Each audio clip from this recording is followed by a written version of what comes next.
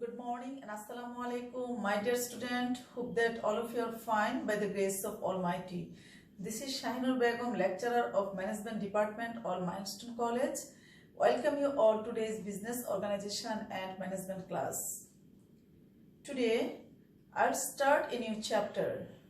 Chapter name is Cooperative Society. Chapter 6. This is very important chapter for you. In this chapter, I will discuss about definition of cooperative society, about first cooperative society in Bangladesh. There is a renowned cooperative society, its name, objective. Especially features of cooperative society. If you read the features of cooperative society, that time you can learn so many things, so many information about cooperative society. How cooperative society is formed, about their objectives, number of members, members' features, liabilities, committee and managing committee, about government assistance, government controls, voting power, so many things. So I hope that everybody are ready to listening this class properly. Dear student, today's topics cooperative society. First of all, dear students, you know the definition of cooperative society. The definition of cooperative society: several low and lower income and middle income group of people willingly come together to form an organization for their socio-economic development, not for earning profit like other business. So this is very clear. Several low and middle group of people. So in this, I can give you the example like farmers, poor farmers, weavers, fishermen, small business owner. They form together and willingly they form an organization for develop their socio-economic. So this is called cooperative organization. One thing you should remember, that one is the word cooperative refers to combined effort, combined initiative or efforts. What is the first cooperative society name? Rochdale Cooperative Society. And of course you have to learn it was established in UK. Well, you know, in Bangladesh, a very famous cooperative society name, this is called BIRD, Bangladesh Rural Advancement Committee.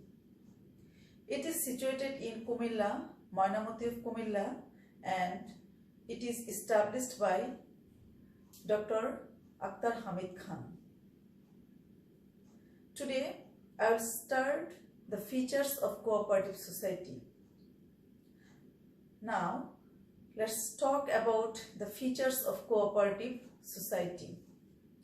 Dear student, if you read the features of cooperative society, hope that everybody you can secure a good result during the exam time, because most of the time creative question come from features of cooperative society, and it is very helpful to concept your clear concept. What is cooperative society? How it is work and its nature. Now I am going to discuss about these features. In your book there are 10 features. Number 1, nature of formation. Number 2, objectives. Number 3, number of members. Number 4, nature of members. Number 5, collection of capital Number 6, limit of share purchase. Number 7, distribution of profit. Number 8, managing committee.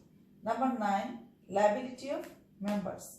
Number 10, government control and assistance. So these 10 points for the features is very important. So hope that everybody are ready with your book and copy. What is nature of formation? As we know that in Bangladesh Cooperative Act 2004, according to this law, cooperative society is formed.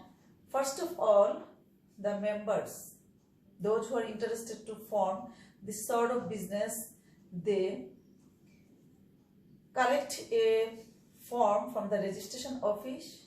After that, fulfilling the cooperative society's members' name and their objectives, cooperative society's name, they submit to the registration office. When the registration office get all the papers and their actual objectives, then they have given a registration for starting the cooperative organization. Number 2, objective. What is the main objective of cooperative society? Of course, in the cooperative society, the main objective is for the social welfare. That means socio-economic development, not for earning profit like other business. Suppose in any cooperative society, in a certain areas, farmers, as you know that cooperative society is existing with the poor farmers, weavers, the small traders, the fishermen, the shop owners. So in that case, in a certain areas, some farmers, they are collecting money from the cooperative society for their irrigation, and by this money they are purchasing deep tube well. Through this tube well, they are cultivating their paddy. After that, when they purchase the paddy, they will financially benefit it. So this is the main objective of cooperative society.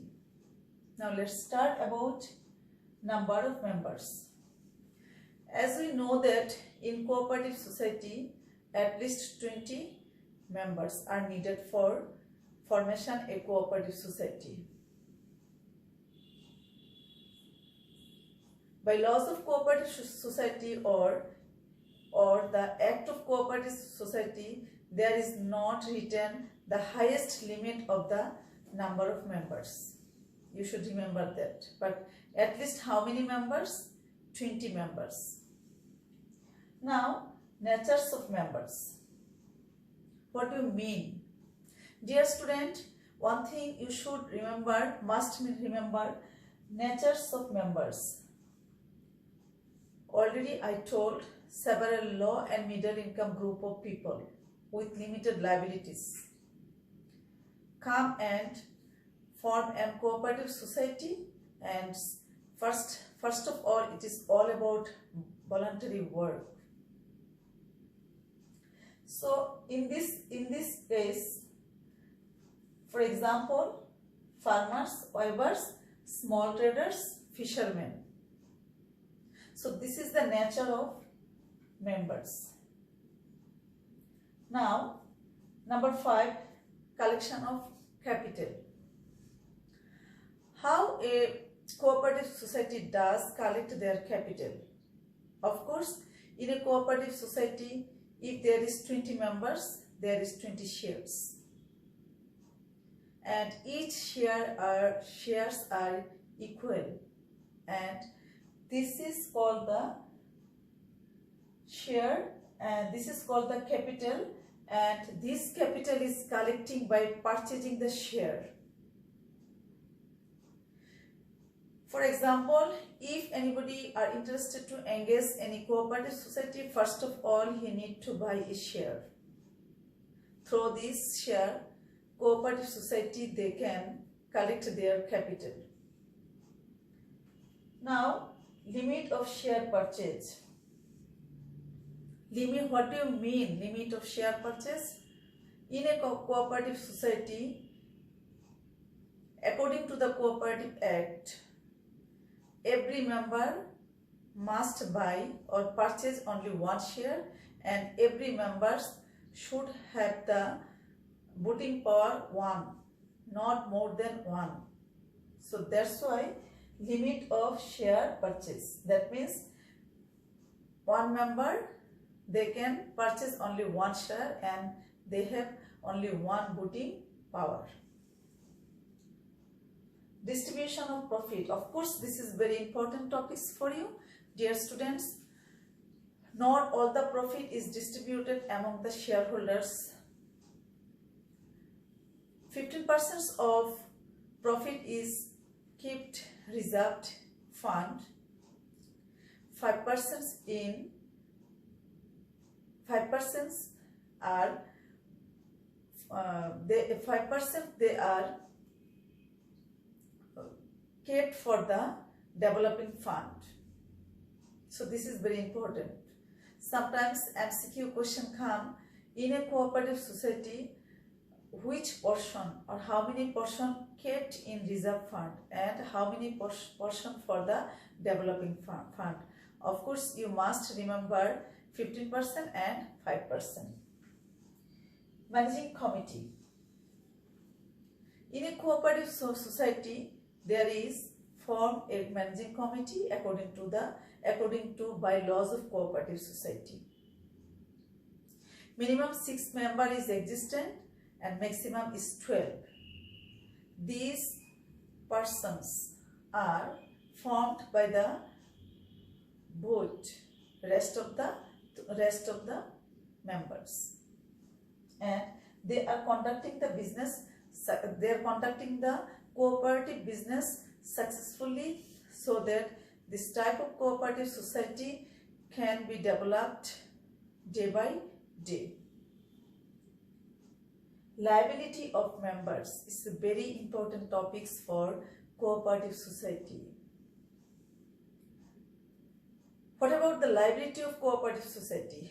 Of course, in a cooperative society, liability is limited, because as their share purchase capacity is limited, liability also limited by the share.